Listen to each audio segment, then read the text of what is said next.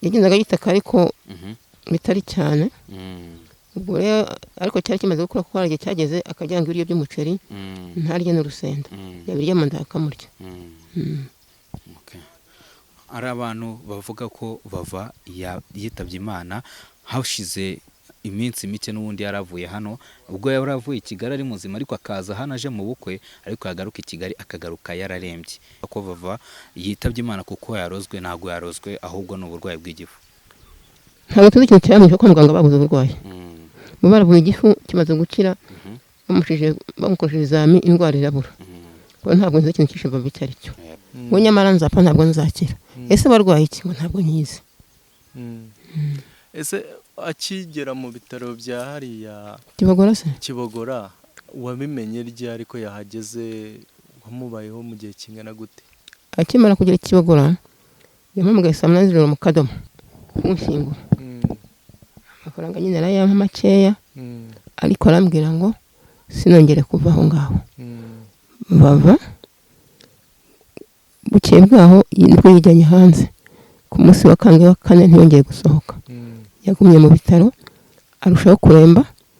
Abaganga bamufatira izami basanga ni negatifu. Vuga cyane mwabona Ubundi mwebwe mukimara kuhaza Kibogora yahungabanya bitewe n'ukuntu mwari mwaje n'ukuntu mwashinze za kamera mu bitaro by'abandi bitari ngombwa.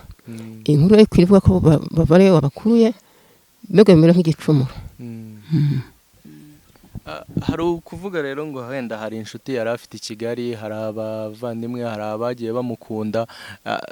Mwapanze gahunda se yuko iteye wenda ejo bizagenda gutya byari byagera igihe cyo gupangwa?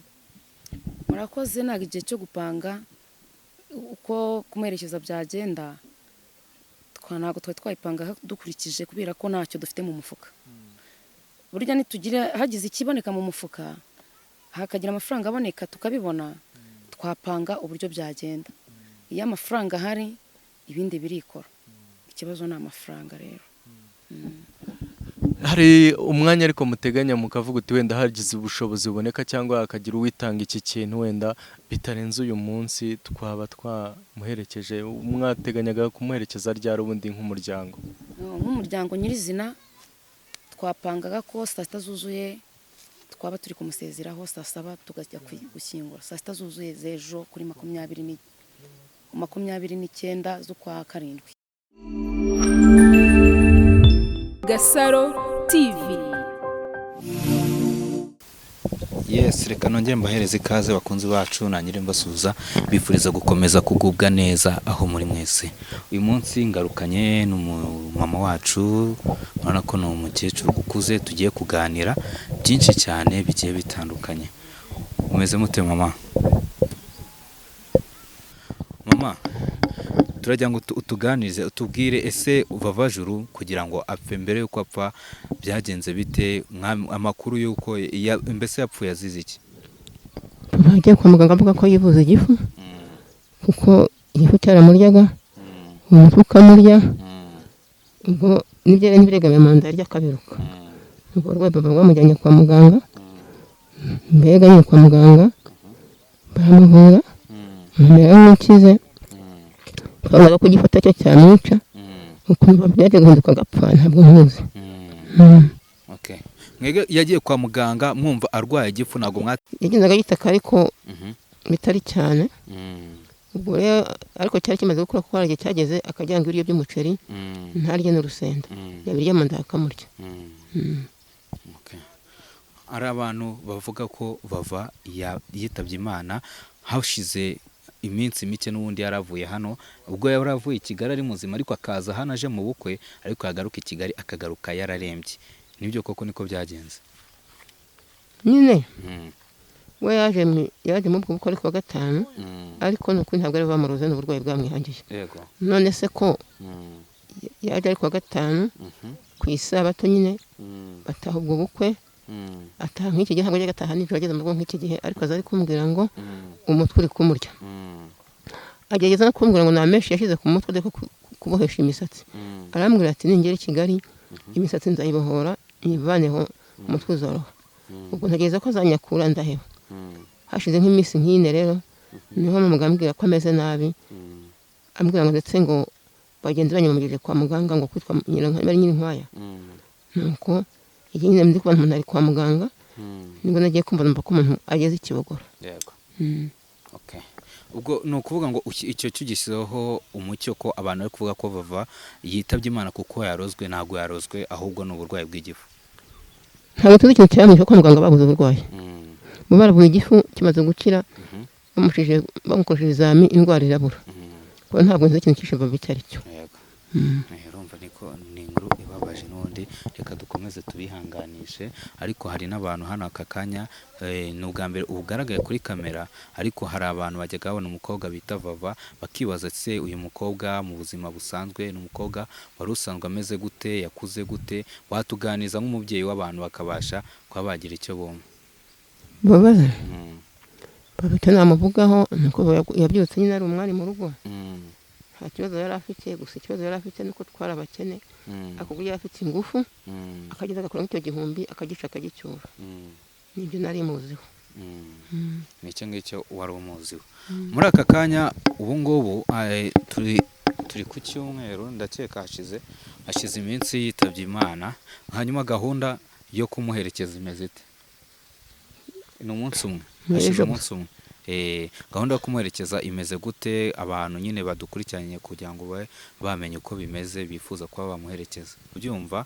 Ariko hari tuje hano, hari muri umuntu watwakiriye, reka tumuhamagaze afashe abanyarwanda ko yabasobanurira bamenye, bagire byinshi bamenya bijyanye nabyo. Ndabona afite n'agakayi hariya atubwira uko bimeze. Yicara hano nta kibazo. Umeze gute se? Meze neza. Meze neza. Bakwita nde wowe? Nitwizeyimana Françoise. Okay, Françoise. Tugiye kuganira. Narindi kuganira n'umukecuru ariko numva nago ngomba kumubaza ibintu byinshi kuko urabona ni umubyeyi ukuze. Ntabwo tugomba kubaza ibintu byinshi cyane kuri uyu munsi, sibyo? So, twagiraga ngo rero n'ubundi watwakire ubashe kudusobanurira nimajije ikibazo kijyanye no guherekezwa kwa Vava, dore ko yitabye Imana ku munsi w'ejo, ariko kugeza kuri izi saha abanyarwanda ntabwo baramenya gahunda, ntabwo baramenya ese bimeze bite. Ndagira ngo udufashe neza kudusobanurira tubimenye. Mbere na mbere njye uri hano amazina Nizeyimana Françoise, ndi murumuna wa Vava wo kwa se wabo. Ikijyanye no kumuherekeza Vava hari byinshi yasize twamukorera, ariko turi kureba tugasanga nta bushobozi. Cya mbere yasize avuze ni isanduku iri hejuru y'ibihumbi 150. Icya kabiri imodoka ihagaze mu bihumbi 150. Tukiraho ngaho reka ihangane muce mu ijambo. Ubanje kuvuga ngo hari ibyo yasize avuze, ahubwo none ndashaka ko ari byo uheraho. Ibyo yasize avuze ati ibyo nyine ibintu yasize avuze ni ibi. Yuko tuvuga gutyo, reka tubanze tubaze mama nyogokuru Vava, urugendo rwe rwo gutaha rusa naho we yaruteguye ariko twebwe abantu ntitwabimenye. Ntabwo nabimenye kuko yarabivugaga ariko bigaca amarenga ko ariko se ugomba gupfa isezerano. Yegereze mikoro. Ngware we nyamara nzapfa ntabwo nzakira. Ese barwaye iki? Ngo ntabwo nyizi. Ese akigera mu bitaro bya hariya Kibogora wabimenye rye ariko yahageze wamubayeho mu gihe kingana gute? Akimara kugera Kibogora yampamagaye saa 8 mu Kadomo kuri telefone. Ubwo noneho rero aravuga ngo ageze mu Icyazo mu mujyi. Ubwo nyine aragenda agera Kibogora, araharara kuri agence bamugeze mu gitondo cyaho. Arampamagara ambwira ngo nimwohereze umukobwa bajyaga bakundana nyine kwa saba iwacu, ndamwohereza ajya kumurwaza. Arambwira ngo bamwira buri gifu. Nanjye rero ndicara nidinza akazaza. Nyuma y'iminsi nk'itatu niho yampamagaye. Njyayo sanga umuntu ararembye. Yarambwiye ngo icyo naguhamagariye ngo ndumva urwango utazakira, nkugira ngo ntiwongere kunsiga, kandi agira ngo hari amafaranga ugomba kuzategesha imodoka izajya kunshyingura. Amafaranga nyine arayampa makeya, ariko arambwira ngo sinongere kuva aho ngaho. bava bukeye bwaho nibwo yijyanye hanze ku munsi wa kane ntiyongeye gusohoka, yagumye mu bitaro arushaho kuremba, abaganga bamufata ibizami basanga ni negatifu, bamunyuza muri radiyo babura uburwayi, aranga araremba. Ubwo rero nyine ariko nkabona bidakomeye, ubwo nibwo baduhambiraga imiti rero akajya yinywera mu rugo, iminsi 3 yayinyweye ari mu rugo. 3 rero bishize nibwo twabonaga arushaho kuremba, dufata ingamba zo kumujyana ku Kibuye. Tugezeyo igihe ari mu cyo cyuma ati dore uko nanganaga, ngayo makuru Valentine afite. Mukomeze kwihangana nicyo twababwira. Turi muri Kibogora aho wenda abaganga cyangwa se kubona batangiye kubisa nk'ababitesha agaciro, si byaba byaratewe n'ibyavugwaga mu bitangazamakuru?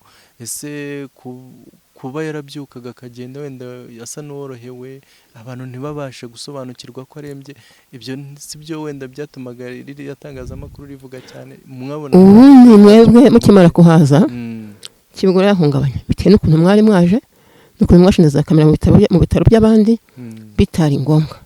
Inkuru yo kwivuga ko bavare wabakuruye mbega bimera nk'igicumuro. Niho byagiye bituruka.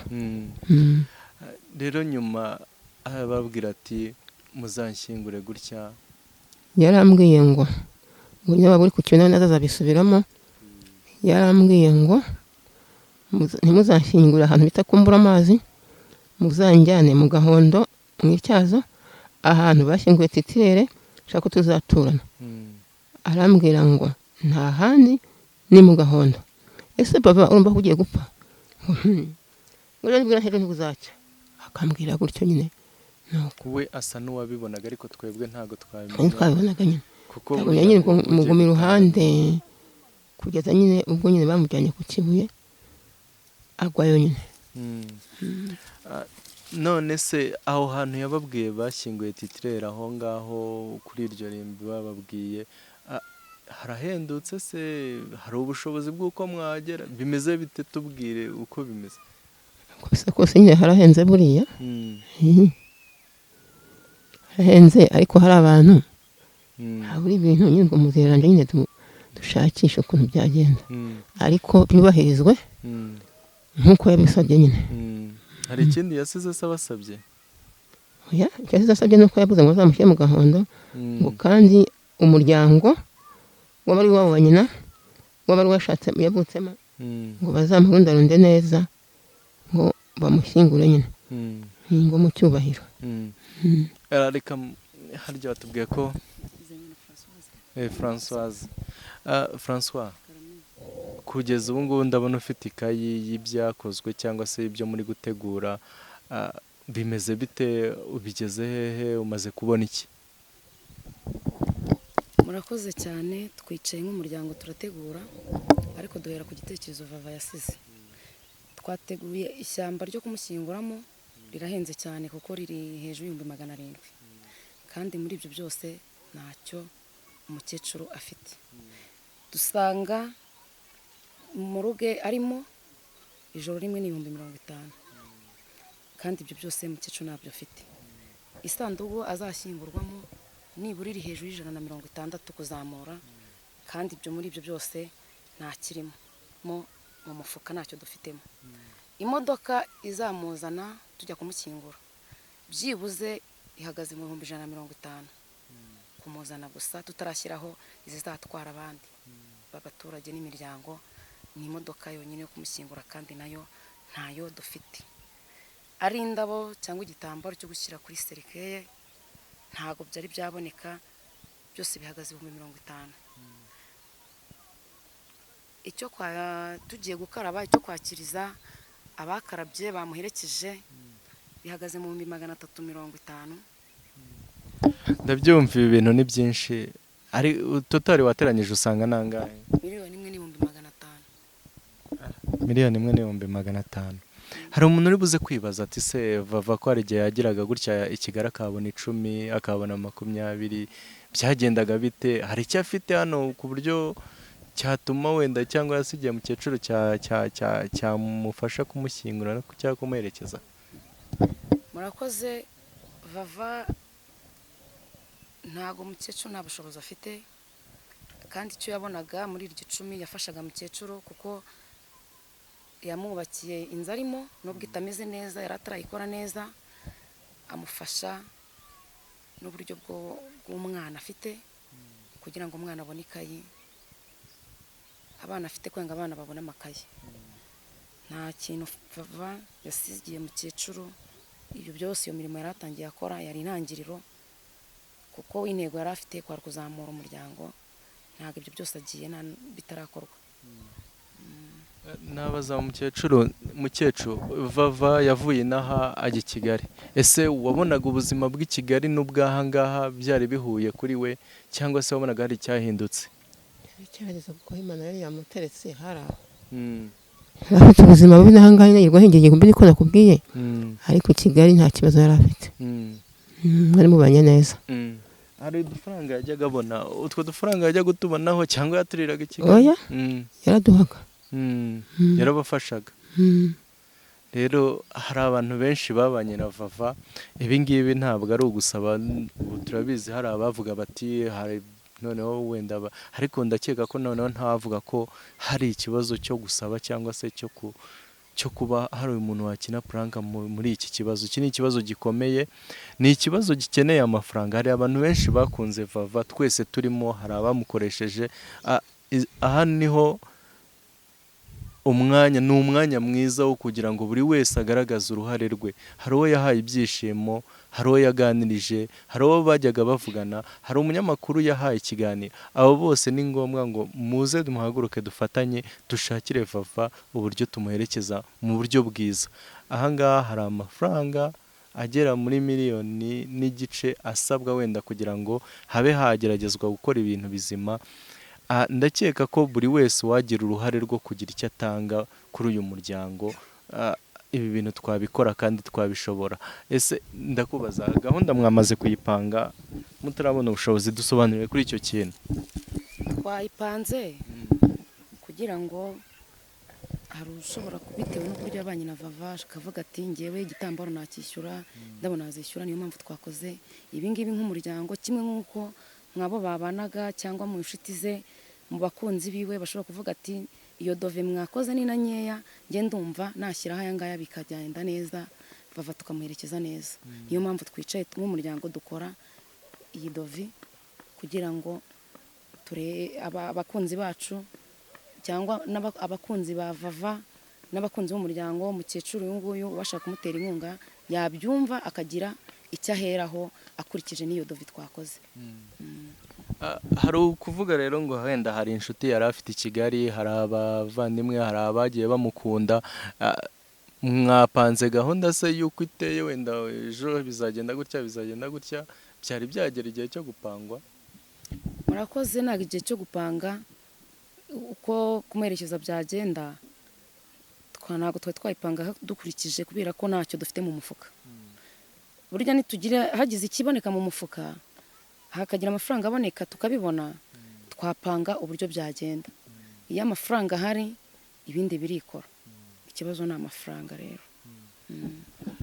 Hari umwanya ariko muteganya mukavuga uti wenda hagize ubushobozi buboneka cyangwa hakagira uwitanga iki kintu, wenda bitarenze uyu munsi twaba twamuherekeje, mwateganyaga kumuherekeza ryari ubundi nk'umuryango?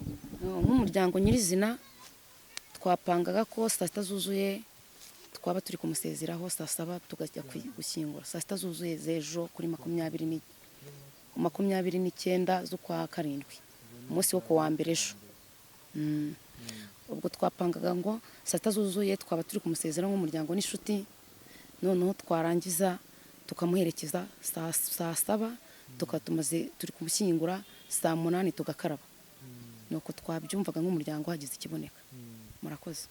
Ni umwanya mwiza rero kugira ngo buri wese agire icyo akora kugira ngo dutabare. Gutabara ni umuco w'Abanyarwanda, ni umuco kandi mwiza, ni umuco wahozeho. Uwagira icyo akora kugira ngo atabare uyu muryango, duherekeze umuvandimwe wacu Vava, yagikora. Ese wenda hari uburyo umuntu ashobora kubagezaho inkunga, wabishobora cyangwa wabishaka? Ntabwo ari itegeko, ibi ni ubushake bw'umuntu wumva hari icyo yakora, cyangwa se wumva ari wenda hari aho yamukoze ku mutima akaba yamufasha, ese yanyuzaho ubufasha bwe kugira ngo ibi bintu wenda abashe kubunganira kugira ngo mubashe kugira icyo dukora duherekeze uyu muvandimwe. murakoze, ibyo twabitekereje. Iyo nimero mukecuru, nimero ye umuntu uyifite yari yajyanye na vava, kuko telefone ntabwo ayifite hano. Turavuga ati tuyivuze hari igihe bamuhamagara uwo muntu akamwikiriza bakamuza mukecuru akamubura. Hari nimero y'umuryango twateranye yo kunyuzaho wabashaka gufasha, ni 078 77 40 41, ni 078 77 40 41. Ibaruye kuwitwa Niyigaba Theoneste, ni musaza wa vava kwa se wabo, kuko n'umukecuru murabibona turicaranye nawe kugira ngo mwemere ko ari byo mwamubaza akemeza niba ari iyo ngiyo, kuko mutagira ngo naba ndi kubeshya cyangwa ndi gucabiranya. Oya, nta kubeshya muri ibi bihe ntago byapfa kubaho, gusa wabimbwiyeho nkiza amakuru wampaye nuko kubera nta telefoni yari afite hafi, uwo musaza we yemeye kumuha telefoni kugira ngo abayikoresha abe yabasha kuvugana n'uwamukenera cyangwa se uwagira icyo ashaka kumugezaho. Niko bimeze mukecuru, iyo nimero niho uyifite, niho uri gukoresha iyo telefoni? Yego. Iyo telefoni uwagira icyo ashobora koherezaho wakibona wowe ubwawe Ntacyo. bitanyuze ku wundi muntu? Oya, ni nomero niyo. Wowe ukaba wifuza cyangwa se icyo wakwisabira abantu babanye na vava, wenda tutabivuze cyane twebwe, ni iki wumva wasaba abantu babanye na vava? Abantu baba nuko nasaba babanye na vava nuko bagomba kuntera inkunga tukamuherekeza neza, tukamushyingura neza mu cyuro ntahambwe nk'iyandagazi. Hari ikindi kintu rero cyagiye kivuga cyangwa nawe watubwiye ati vava hari abana yari afite ariko wenda mu itangazamakuru ntabashyiremo, ese byari bimeze bite? Dusobanurire. Murakoze. Vava afite abana babiri, kuko n'umwe baraza kumubona, undi we hari ahantu ari, ariko ejo azaba ahari. Yagiye mu biruhuko. Ariko ejo azaba ahari, ari kuza yari yahashyika. Ni impamvu mutamushyiraga mu itangazamakuru ni uko icyo yabonaga i Kigali yacyoherezaga mukecuru, abana akabafata nk'umubyeyi bari kumwe. Niyo mpamvu batabashyiraga mu itangazamakuru, niyo mpamvu. Mukecuru, abana bari babayeho bate mu gihe yari ari i Kigali? Wabafata gute? Ese ubu ngubu noneho urasigara ubafashwa nande? Biragenda bite? Babizwe n'Imana yonyine. Icyo nzabona ntabwo nzima umwana ikayi, sinzamwima ikaramu, sinzakomeza isabune yo kumeshesha imyenda y'ishuri. Gusa abana vava naba buri wese wakundaga vava, ariwe nubwo hari abatabazi sinzi nahamagara. Gasaro TV.